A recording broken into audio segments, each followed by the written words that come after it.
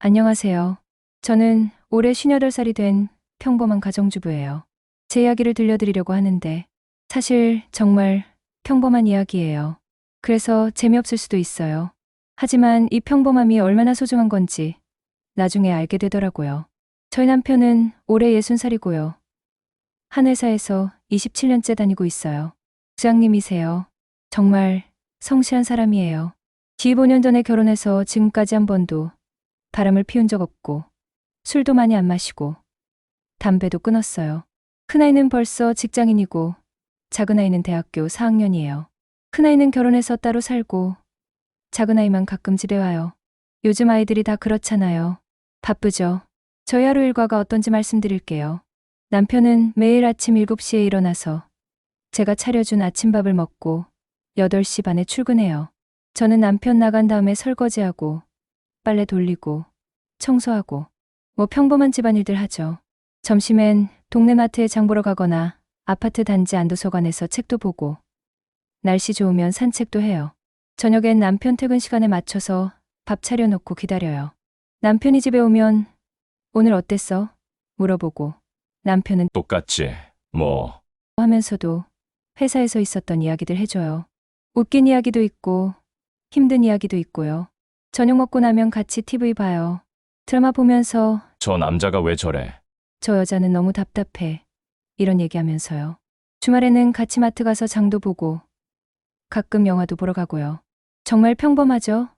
특별할 것도 없고 드라마틱한 것도 없어요. 그런데 그게 좋았어요. 안정적이고 편안했어요. 남편한테 고마운 게 정말 많았어요. 기 5년 동안 한 번도 생활비 못 준 적이 없어요.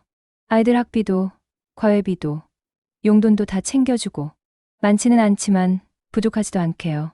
가끔 친구들하고 만나서 남편 얘기하면 너 진짜 복 많이 받았다. 그래요. 바람 안 피우고 술 안 마시고 도박 안 하고 폭력도 안 쓰는 남편이 어디 있냐고. 맞는 말이에요. 저도 그렇게 생각했거든요. 아들도 아빠를 진짜 좋아해요. 전화할 때마다 아빠는 어때? 물어보고 집에 올 때도 아빠한테 인사하면서 아빠 다녀오셨어요? 그래요. 자랑스러운 아빠였어요. 이웃들도 저희 남편을 좋아해요. 정말 모범적인 가장이네요. 부러워요. 이런 말 자주 들었어요. 아파트 관리사무소에서도 저희 남편 보면 인사 정말 잘하신다고, 예의 바르시다고 그러더라고요. 저는 정말 감사했어요. 이런 평범하고 안정된 가정을 꾸릴 수 있게 해준 남편에게요. 특별히 부족한 것도 없었고, 큰 걱정거리도 없었어요. 매일 똑같은 일상이지만 지루하지 않았어요. 오히려 이 일상이 계속 이어졌으면 좋겠다고 생각했어요. 아이들이 졸업하고 취업하고 결혼해서 손주 봐주고 그렇게 평범하게 늙어가는 게 제 꿈이었어요. 정말 평범하지만 행복한 우리 가족이었습니다. 그때는 이런 일상이 얼마나 소중한 건지 전혀 몰랐어요. 그냥 당연한 거라고 생각했거든요. 근데 이 평범함이 무너질 줄은 꿈에도 몰랐어요.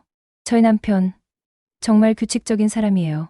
27년 동안 거의 매일 똑같은 시간에 일어나고 똑같은 시간에 출근하고 똑같은 시간에 퇴근해요.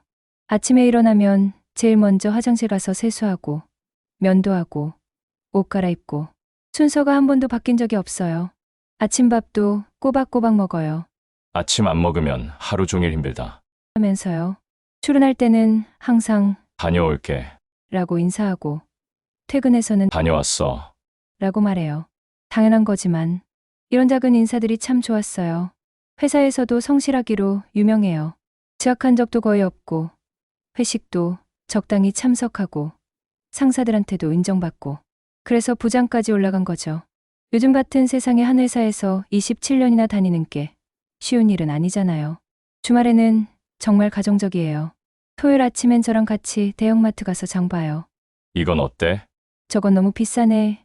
이런 얘기하면서 카트 밀어주고 무거운 건 다 들어줘요. 일요일엔 집에서 쉬면서 TV 보거나 신문 읽어요. 가끔 산책이라도 할까? 해서 같이 아파트 단지 한 바퀴 돌기도 하고요. 특별한 건 없지만 편안해요. 아이들한테도 좋은 아빠예요. 큰아이가 결혼할 때도 아빠가 다 준비해 줄게. 하면서 정말 열심히 도와줬어요.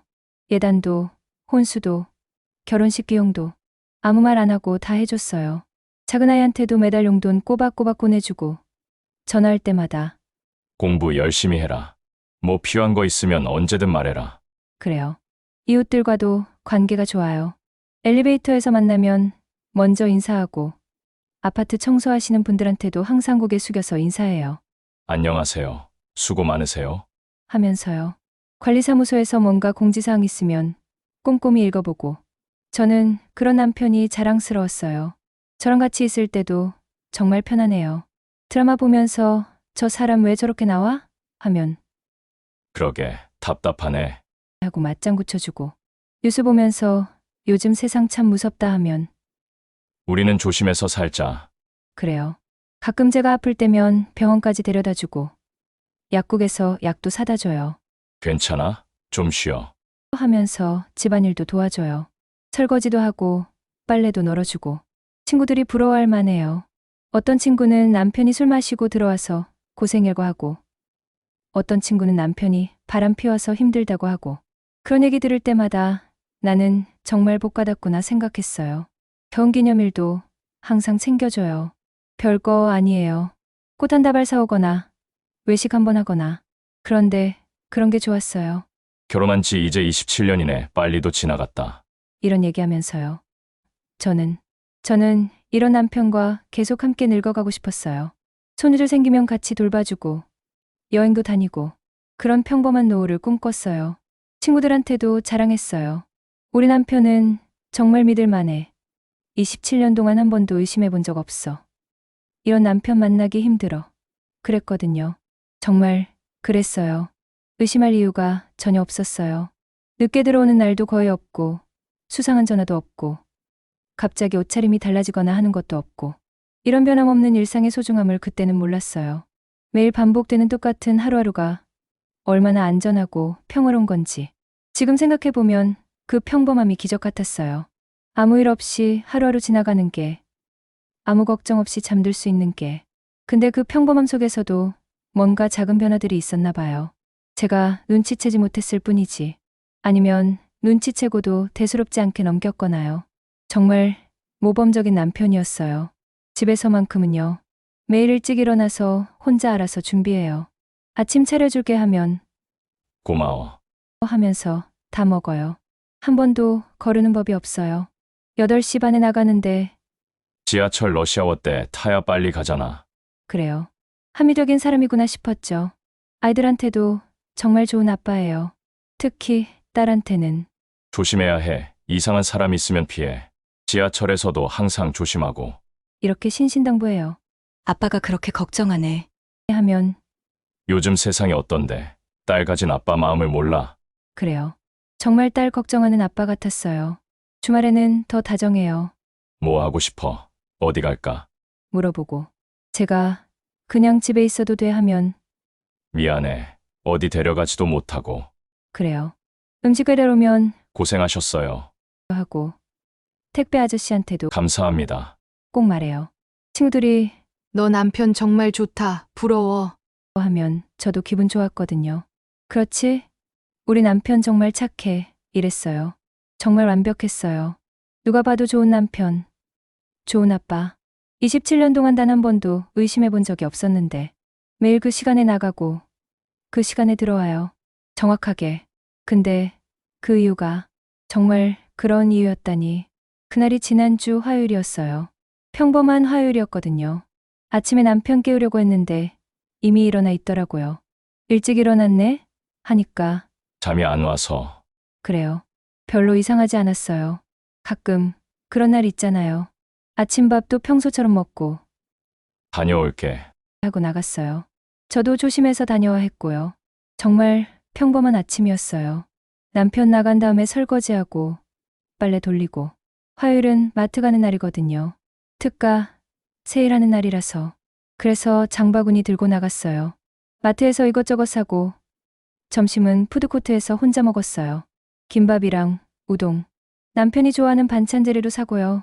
집에 와서 냉장고 정리하고 청소하고 그냥 평범한 하루였어요. 저녁을 준비하면서 TV도 보고 그런데 저녁 7시쯤이었나? 전화가 왔어요. 모르는 번호였어요. 요즘 보이스피싱 많다고 해서 안 받으려다가 혹시 남편 회사에서 걸 수도 있겠다 싶어서 받았어요. 여보세요? 혹시 김땡땡 씨 부인이세요? 남자 목소리였어요. 뭔가 딱딱하고 공적인 느낌의. 네, 맞는데요. 누구세요? 땡땡 경찰서입니다.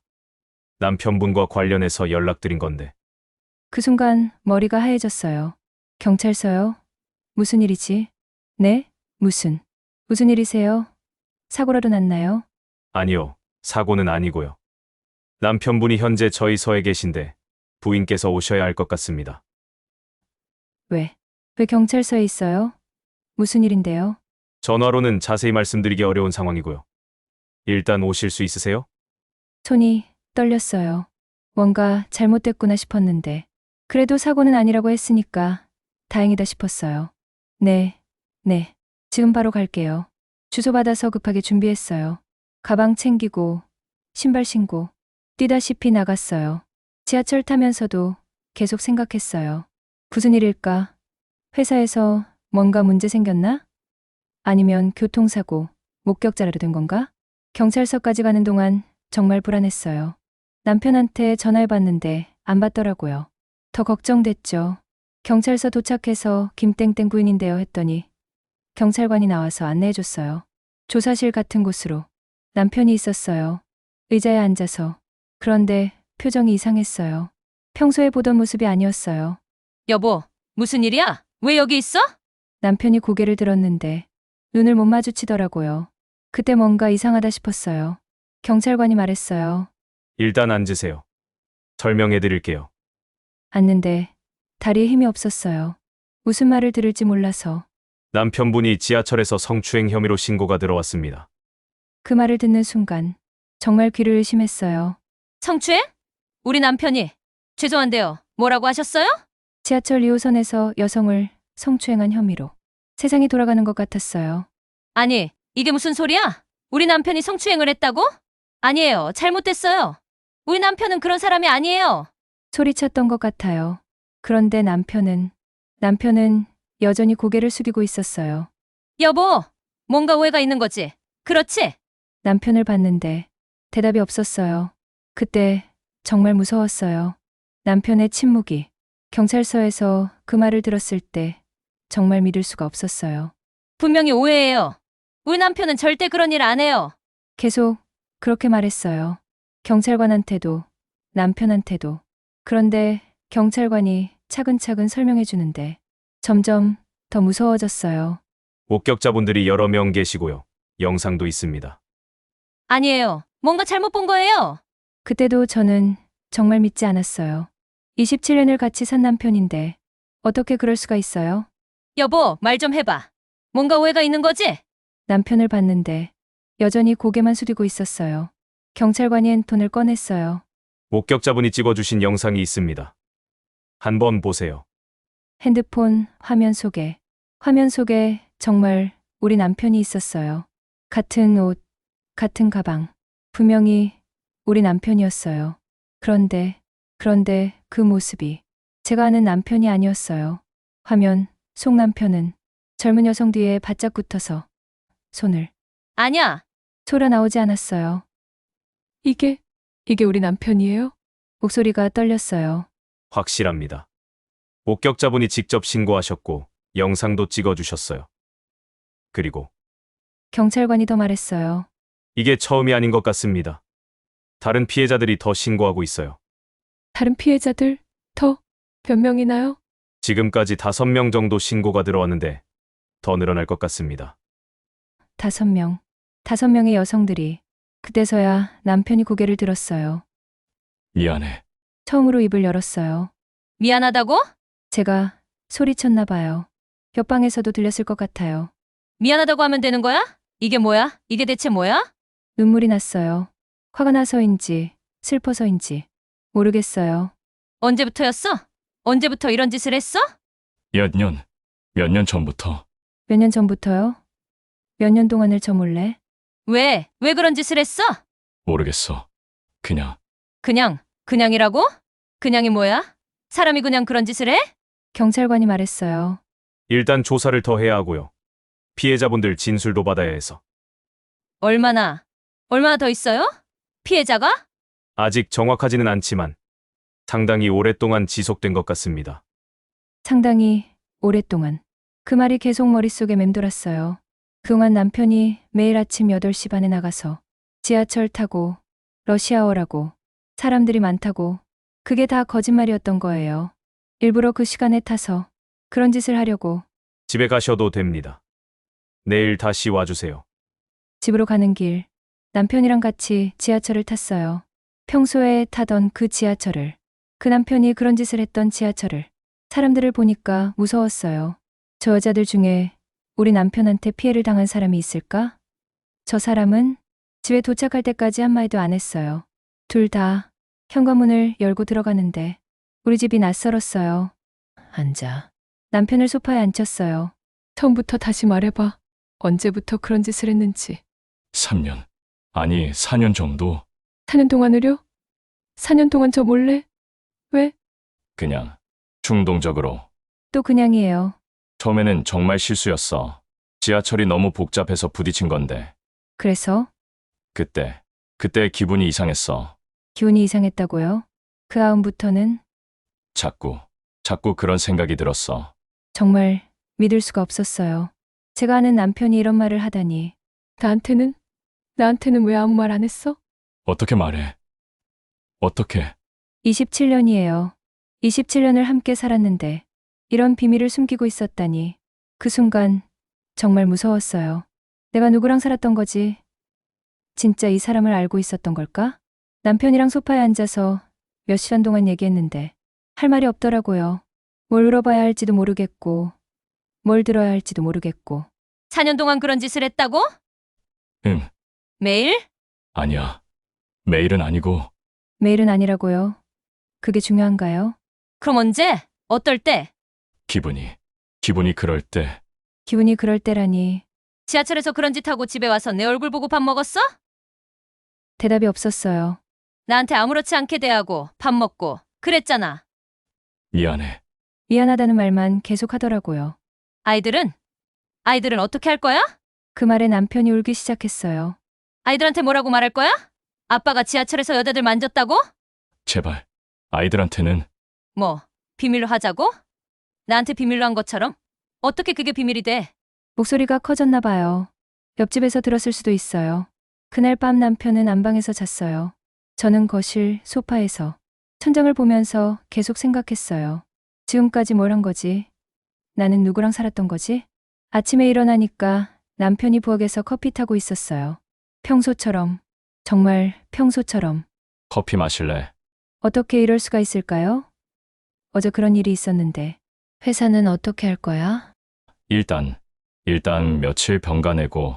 그 다음에는 모르겠어. 어떻게 될지. 재판이라는 말을 들으니까 더 실감이 났어요. 우리 남편이 재판을 받는다고. 회사 사람들이 알면 아마 다 알게 될 거야. 남편이 다니는 회사 사람들, 가끔 회식 때 만났던 사람들 다 알게 되는 거네요. 점심때쯤 작은 아이한테서 전화가 왔어요. 엄마, 아빠 아프다고 하던데 많이 심해? 뭐라고 대답해야 할까요? 응, 좀 아파서. 무슨 병이야? 병원 갔어? 응, 갔어. 검사 받고 있어. 거짓말이었어요. 아이한테 거짓말을. 나 집에 갈까? 아니야, 괜찮아. 공부해. 전화 끊고 나서 또 울었어요. 큰아이한테도 뭐라고 말해야 할지. 며느리한테는, 손주들한테는. 오후에 경찰서에서 또 전화가 왔어요. 내일 다시 오셔야 할 것 같습니다. 네, 알겠어요. 그리고 피해자분들이 더 신고하고 계세요. 더요? 얼마나 더? 저녁에 평소처럼 밥상을 차렸어요. 습관적으로. 남편이 앉아서 젓가락을 들었는데 갑자기 역겨웠어요. 어떻게 이 사람이랑 같이 밥을 먹어요? 못 먹겠어. 일어나서 방으로 들어갔어요.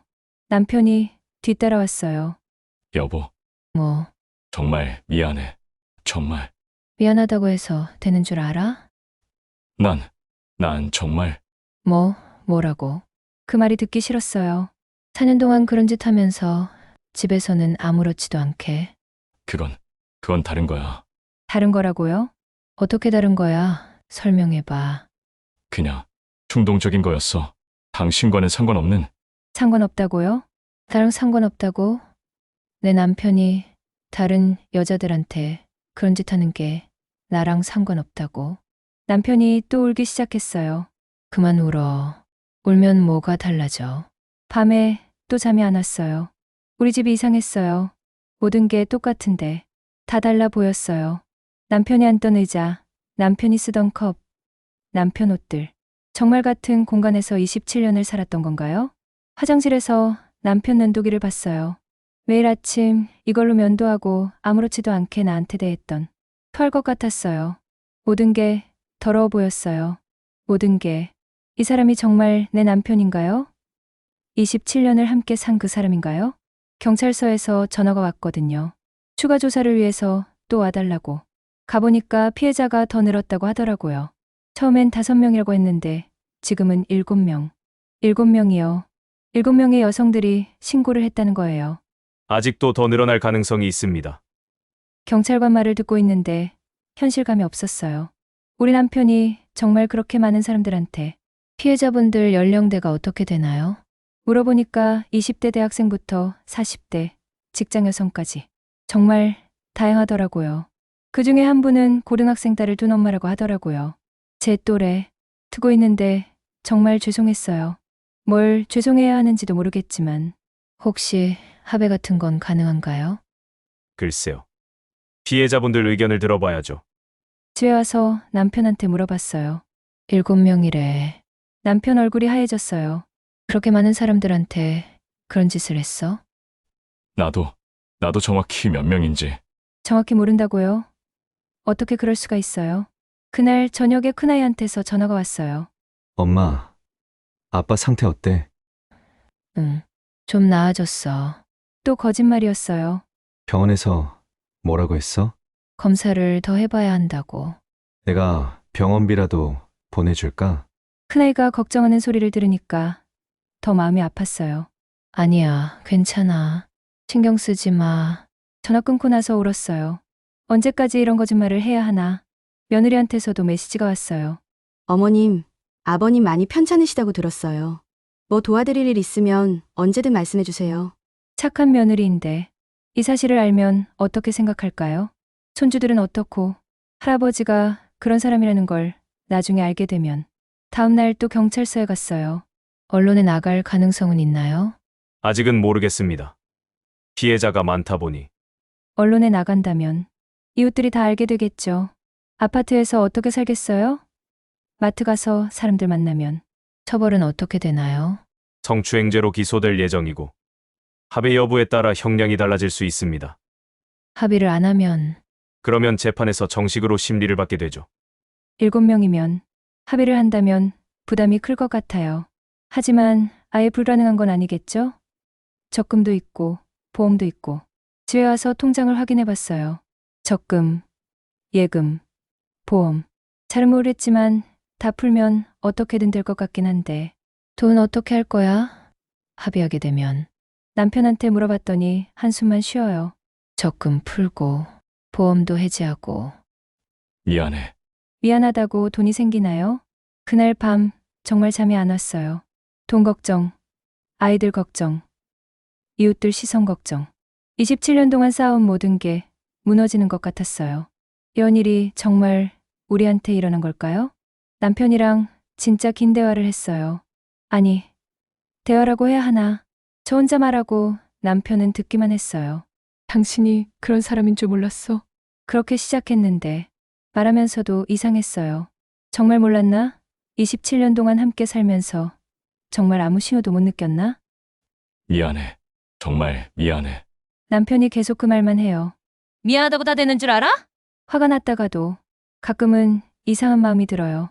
27년이에요. 27년을 함께 살았는데 그래도 당신은 그래서만큼은 좋은 남편이었어. 그 말이 나도 모르게 나왔어요. 남편이 고개를 들었어요. 아이들한테도 좋은 아빠였고 나한테도 정말 그랬거든요. 집에서는 진짜 좋은 사람이었어요. 왜 그런 짓을 했어? 모르겠어. 정말 모르겠어. 남편도 울고 있었어요. 다시는 절대 안 할게. 그런 말을 들으니까 마음이 복잡해졌어요. 사람이 바뀔 수 있을까요? 정말 안 할 수 있을까요? 약속할 수 있어? 응, 맹세할게.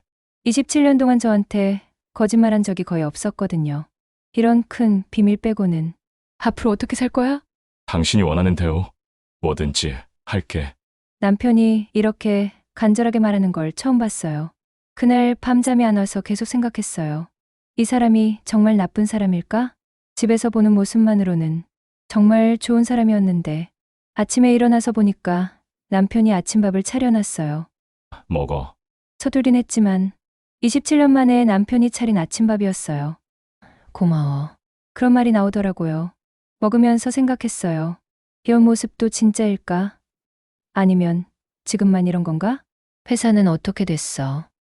일단 한동안 쉬기로 했어. 월급은? 반 정도는 나와.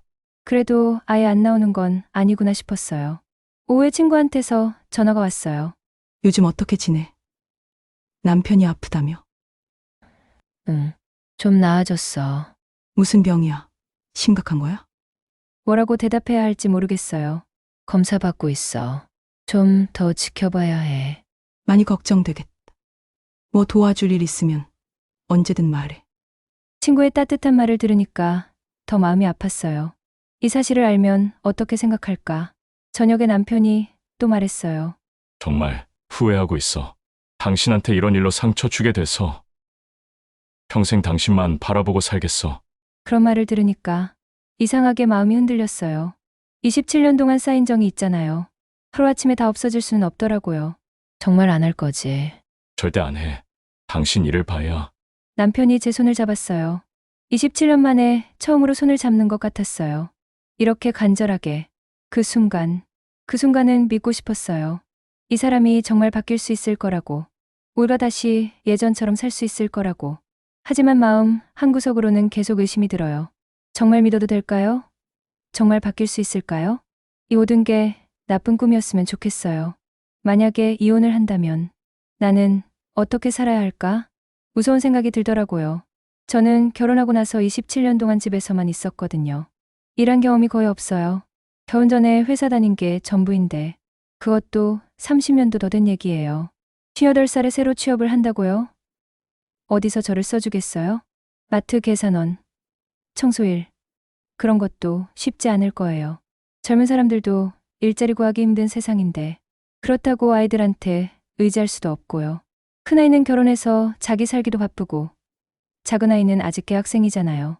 엄마가 이혼했으니까 생활비 달라. 고할 수는 없는 일이죠. 집도 문제예요. 이 집은 남편 명의거든요. 이혼하면 나가야 하나요? 전세도 아니고 사는 집인데 반을 나눈다고 해도 제가 살 집을 새로 구해야 하는 거 아니에요? 전세금도 어디서 구하고 월세는 또 어떻게 내고 생각할수록 막막해요. 아침에 남편이 또 아침을 차려줬어요. 고마워.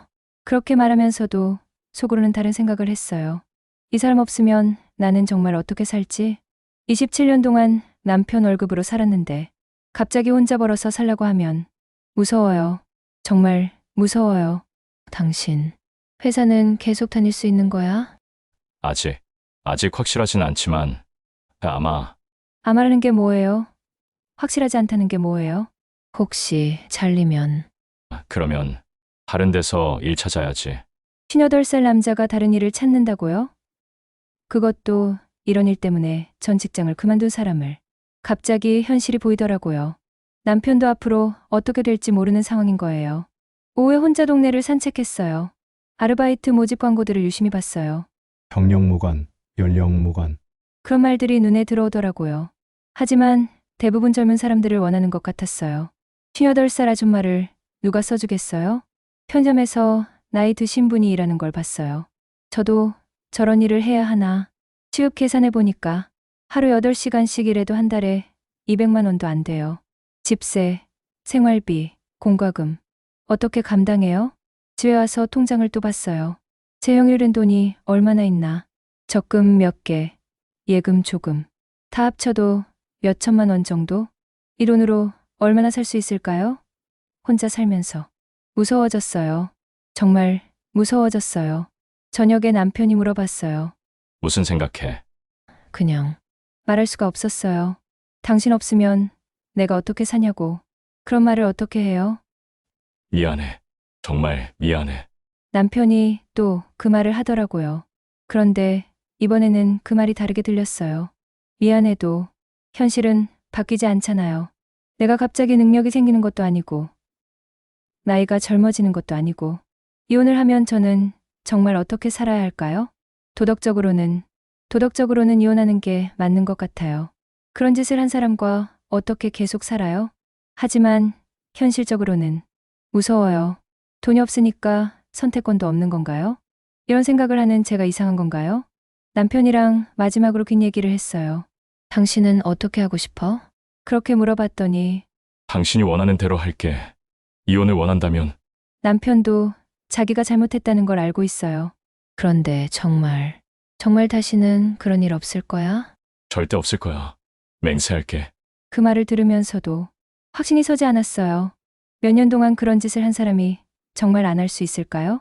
지하철을 탈 때마다 그런 생각이 들 텐데 참을 수 있을까요? 하지만 한편으로는 27년이에요. 27년을 함께 살았어요. 그 점만 빼면, 정말 그 점만 빼면 좋은 남편이었어요. 바람 피운 적도 없고, 술 마시고 늦게 들어온 적도 거의 없고, 폭력을 쓴 적도 없고, 생활비도 꼬박꼬박 주고, 아이들한테도 좋은 아빠였고, 그런 사람이 왜 그런 짓을 했을까요? 이해할 수가 없어요.